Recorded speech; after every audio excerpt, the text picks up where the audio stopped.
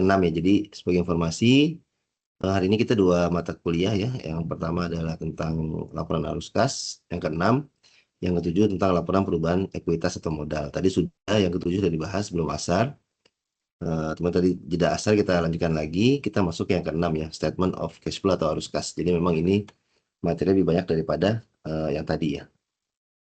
Seperti biasa saya akan mengutip sebuah hadis ya. Ini doa dari Nabi, ya Allah cukupkanlah aku dengan yang halal dan jauhkanlah aku dari yang haram, dan cukupkanlah aku dengan karunia-Mu dari bergantung pada selain-Mu ya. Allahumma kfini bihalalika an haramik wa aghnini bifadlika amman siwaka. Nah ini kita sekarang akan, ini gambaran besar ya dari perkuliahan kita. Saat ini kita masuk ke perkuliahan ke-6 ya, tadi yang 7 sudah. Sekarang yang ke-6 tentang laporan arus kas.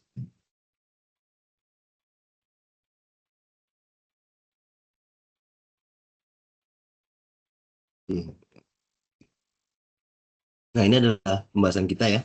Ada definisi, tujuan dari laporan arus kas, komponen laporan arus kas, perubahan komponen arus kas, informasi laporan, dan contoh kasus ya. Nah, harapannya adalah teman-teman bisa memahami laporan arus kas, komponen dan informasi yang diberikan dalam laporan arus kas tersebut. Ini sudah pengulangan ya, ini jenis laporan keuangan. Nah, ini statement of cash flow atau arus kas ya. Adalah laporan keuangan yang menunjukkan berapa aliran uang yang terjadi dalam satu periode. Contoh selama 1 tahun ya. Jadi ini uang ya. Jadi ini benar-benar uang. Kalau kemarin kita kan, kalau kita bicara pendapatan itu bukan berbasis uang ya, tapi berbasis akrual ya.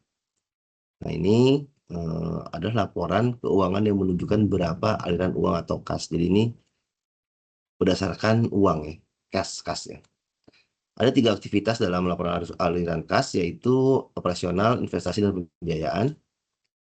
Masing-masing aktivitas ini dapat menambah kas dalam artian menerima uang, atau mengurangi kas dalam artian mengeluarkan uang.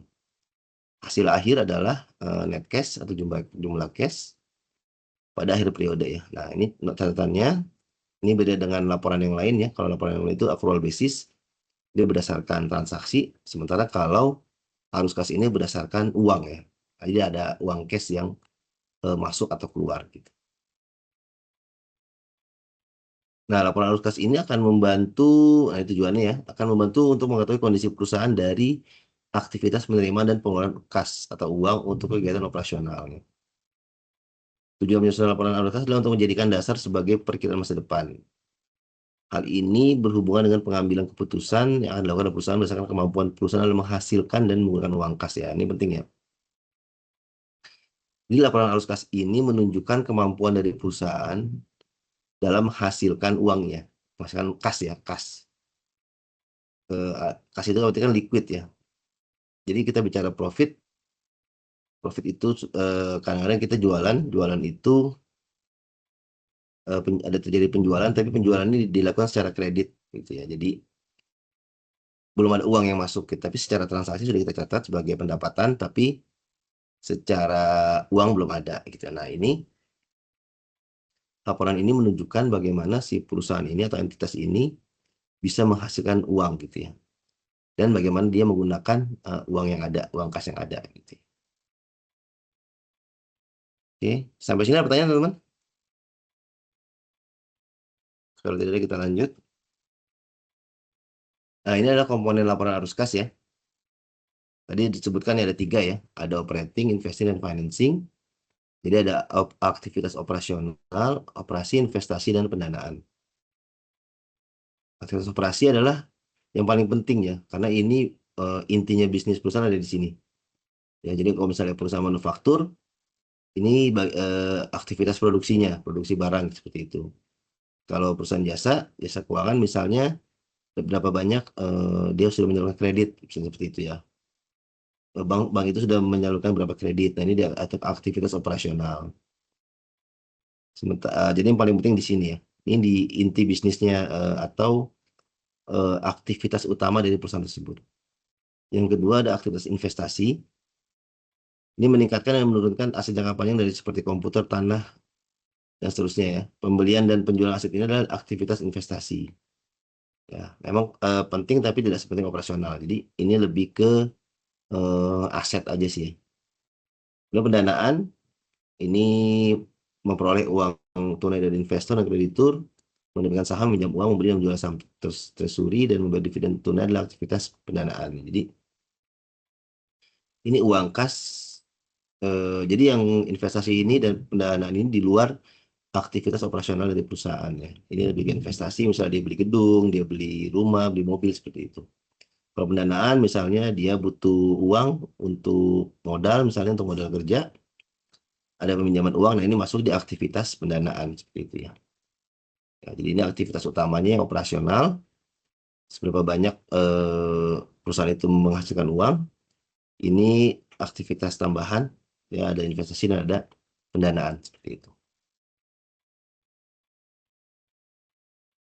Nah, ini kalau kita lihat, kalau kita laporan arus kas ini bisa kita lihat di balance sheet atau di neraca ya. Neraca ada aset, aset itu kita bagi dua, ada current asset, ada long term asset. Ini liability kita bagi dua lagi, ada short term dan ada long term. Dan di sini ada shareholders equity ya, atau modal ya.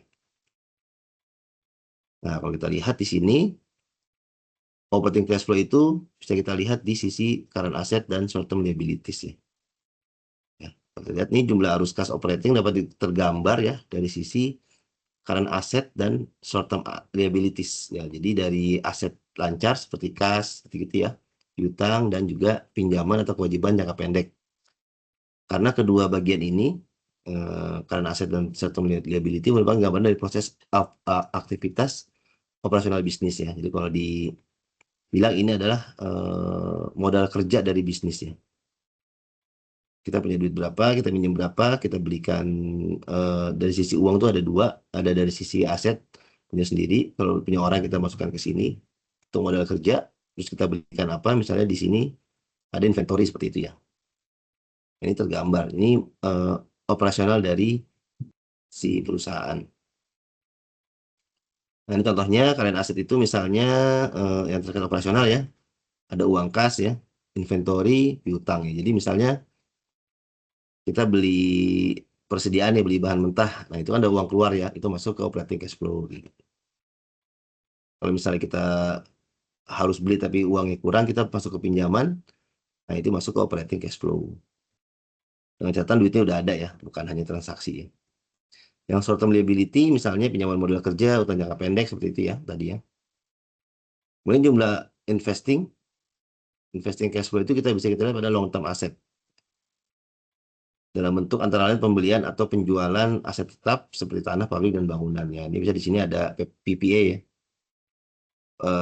Plan Property and Equipment bisa di sini masuk ke long term asset, itu bisa dibilang itu adalah aktivitas investasi ya. Jadi misalnya ada uang keluar untuk membeli pabrik, nah itu masuk ada cash flow-nya dicatat di bagian investing cash flow. Nah, kemudian untuk arus kas financing dapat tergambar pada sisi long term liabilities dan juga shareholder equity ya.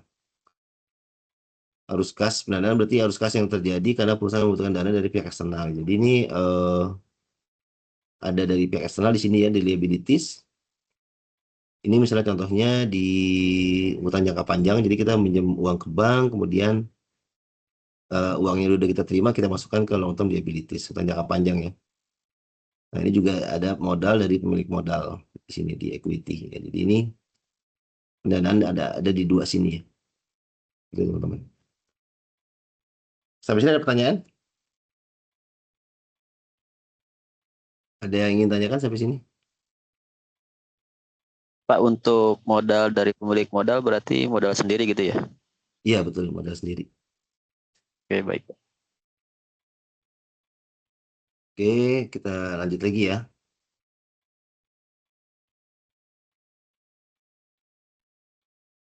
Nah, ini kalau kita lihat tadi ya, kalau kita bicara cash, net cash ini harus sama, net cash pada cash flow itu harus sama dengan cash pada balance sheet ya. Jadi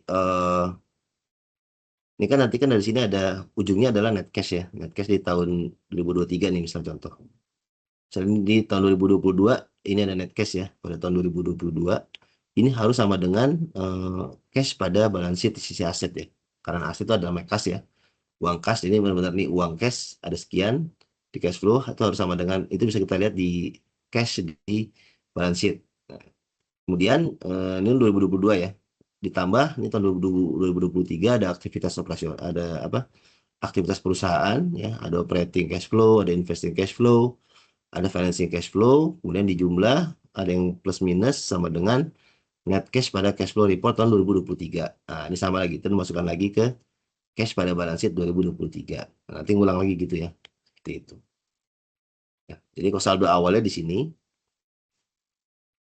saldo awalnya di sini, saldo awal cash flow adalah net cash pada periode sebelumnya tahun 2022 ini saldo awal. Nah, ini harus sama dengan cash di balance sheet. Dan masuk nih tahun 2023 aktivitas perusahaan ada banyak, ada operating, investing, financing, dihitung ya, berapa uang masuk, berapa uang keluar, totalnya net cash 2023 adalah saldo awal ditambah net cash from operating, investing, dan financing. Jadi ini ditambah ini ya. Ya inilah, ini tambah ini sama dengan ini. Nah, nanti masukkan lagi ke balance sheet di tahun 2023 gitu. Tahun depan ngulang lagi gitu ya. Di siklus ya. Nah, ini kalau perubahan komponen ya. Ini ada penambahan, ada pengurangan. Jadi kita bicara dari net income sekian rupiah ya. Perlu lakukan rekonsiliasi antara net income dengan net cash dari aktivitas operasional. Jadi operating cash flow itu ini contohnya ya. Biaya penyusutan depresiasi aset. Ya ini yang menambah ya. Aktivitas yang menambah. Artinya ada uang masuk di sini, ini ada uang keluar di sini ya. Kalau yang biru uang masuk, yang merah uang keluar ya. Jadi misalnya biaya penyusutan, depresiasi itu kita menambahkan di operating cash flow. Kerugian akibat penyusutan aset tetap itu masuk ke menambah di operating cash flow. Penurunan aset kecuali kas itu masuk ke operating cash flow tapi di sisi tambahan ya. Peningkatan kewajiban lancar utang jangka pendek seperti itu ya. Nanti di jumlah berapa yang di operating, nanti ada investing berapa nih, misalnya penjualan aset tetap. Dijual, kalau kita jual aset ada uang masuk kan, berarti masuk menambah uang kas. Pembayaran piutang. Nah, ini kita ada orang bayar utang ke kita ya, ada uang masuk seperti itu. Ini kebalikannya ya. Ini kan penjualan di pembelian aset, kita ada uang keluar, pinjaman ke pihak lainnya ada uang keluar juga. Jadi net di jumlah berapa? Financing cash flow juga sama ya, penerbitan saham, penjualan saham perusahaan sendiri, pencairan pinjaman ini kita terima uang. Kalau ini kita keluar uang ya. Pembelian saham, kemudian pembayaran pinjaman, pembayaran dividen. Nah, ini kita keluar uang. Nah, kemudian dijumlahin berapa? Kita lihat di periode 2022 berapa? Ditambah ini jadi sisa saldonya sekian ya. Ya, catatan arus kas positif, penambahan negatif, pengurangan. Jadi dengan income ya, kemudian masing-masing komponen di operating dan financing dihitung dan dijumlahkan ya. Dijumlah aja nih. Plusnya berapa, minusnya berapa, plusnya berapa, minusnya berapa, total berapa. Total cash flow kemudian ditambahkan dengan net cash flow tahun sebelumnya. Nah, ini baru kita dapat yang sekarang ya. Nah, ini ada catatan satu ya teman-teman ya. Jadi kalau kita ini ada yang kalau dibaca ya, kerugian akibat penjualan aset tetap ya. Kalau kita kerugian itu kan harusnya pengurangan ya, bukan penambahan. Tapi di sini kita masuk ke penambahan. Penurunan aset itu kan harusnya nilainya berkurang. Berarti kita harusnya ada uang keluar ya, bukan uang masuk. Tapi di sini kita masukkan sebagai penambahan ya. Nah, ini catatannya. Penjualan aset berarti menambah kas ya kan. Penambahan dari penjualan aset dicatat positif pada komponen investing. Nah, karena ini sifatnya aset tetap, jadi dia masuknya ke sini.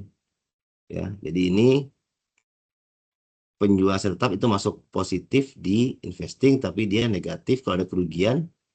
Kalau ada keuntungan dia masuk negatif di operating ya. Kalau kerugian dia masuk ke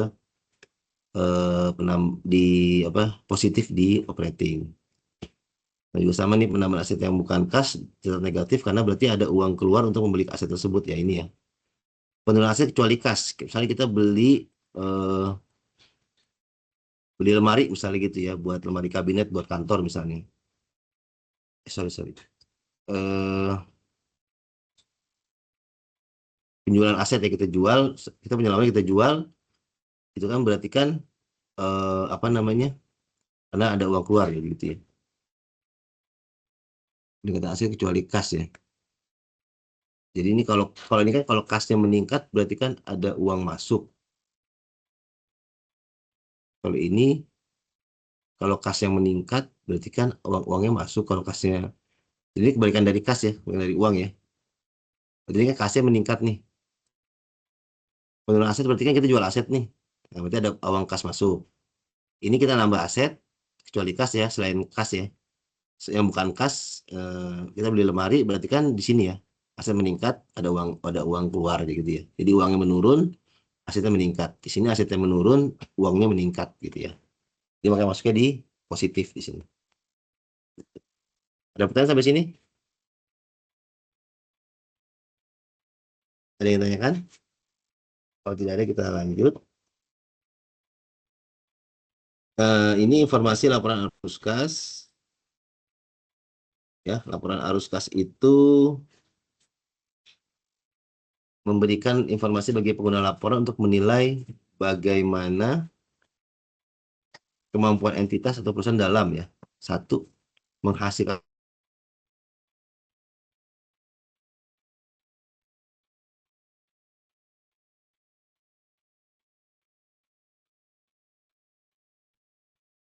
entitas dan bagaimana dia punya uang dimanfaatkan buat apa uang tersebut ya. Apakah untuk investasi, apakah untuk pendanaan atau untuk aktivitas operasional. Yang ketiga, bagaimana dia bisa melunasi kewajiban dan bayar utang. Yang keempat, bagaimana pengaruh arus kas terhadap laba bersih ya. Apakah pengaruh yang positif atau negatif. Hasil arus kas dari aktivitas investasi berapa dan kondisi likuiditas entitas atau perusahaannya. Perusahaan itu likuiditasnya berapa ya? Dia punya uang kas berapa gitu ya. Nah, ini informasi yang bisa kita ambil dari laporan arus kas. Ya, bagaimana sih perusahaan ini bisa nanti bisa kita nilai nih. Oh, ternyata nih perusahaan ini bagus karena dia bisa menghasilkan uang kas cukup baik seperti itu.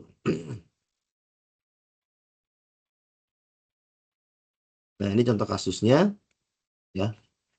Contoh misalnya di sini tahun 2021 perusahaan membeli aset mobil 100 juta dengan depresiasi selama 5 tahun.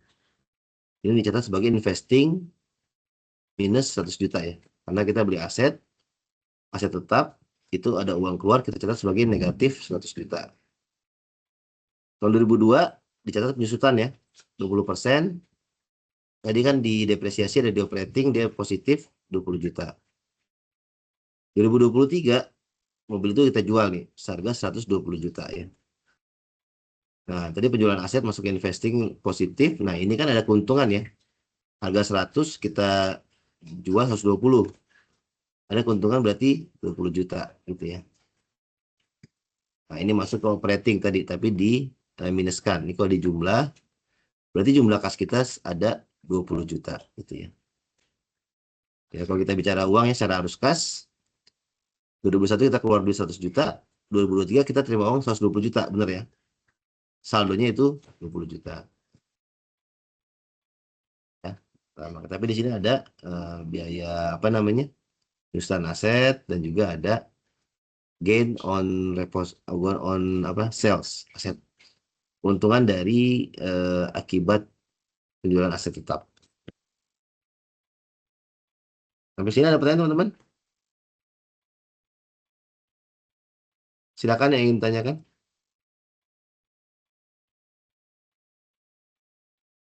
Barangkali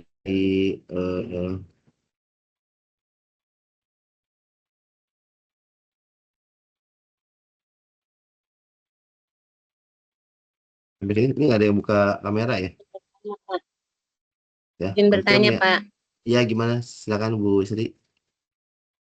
Iya, itu kan ada keuntungan akibat penjualan aset tetap, Pak. Iya. Harusnya kan kok terjadi minus ya, Pak? Karena Bukannya plus 20 ya, juta. ya Bu. Karena tadi di sini Bu. Sini tadi. Jadi ini kan catatan ya. Kerugian akibat penjualan, jadi keuntungan itu dianggap sebagai negatif di operating. Negatif di operating karena dia sudah catat di sini investing gitu. Investing positif tapi di operatingnya dia negatif. Kalau ada keuntungan ya. Iya. Gitu. Nah, ini kalau kita contoh kasusnya, dia di sini kan positif nih Bu, ya Iya. investing positif, tapi sini negatif. Nah, kalau kita jumlah hasilnya sama ya 20 juta. Jadi duit kita itu ada 20 juta. Ini di operating, di Oh. sisi operating. Nah, dia di sisi investingnya dia positif 120, tapi di sisi operatingnya dia minus 20 juta gitu.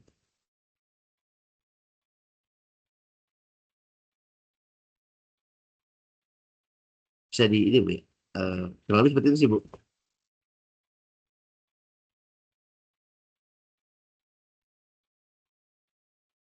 Ada lagi pertanyaan mungkin?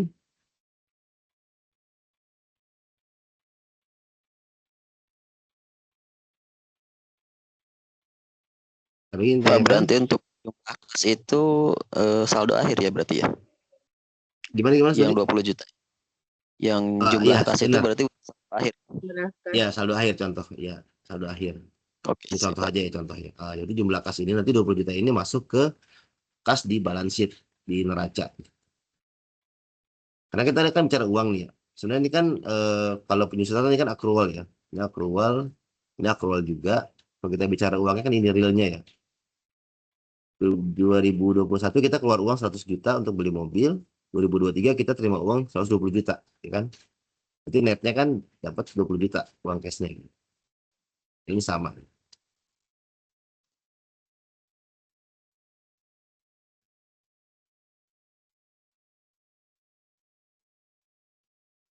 Ada lagi ditanyakan? Eh, ini referensinya ya.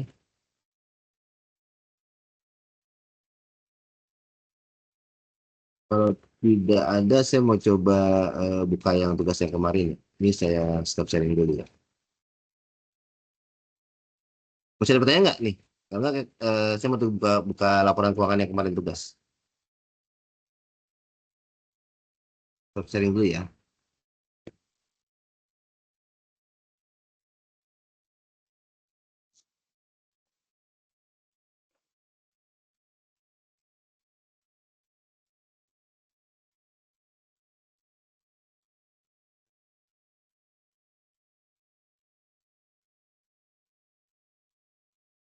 Kemarin udah berapa kelompok yang ini?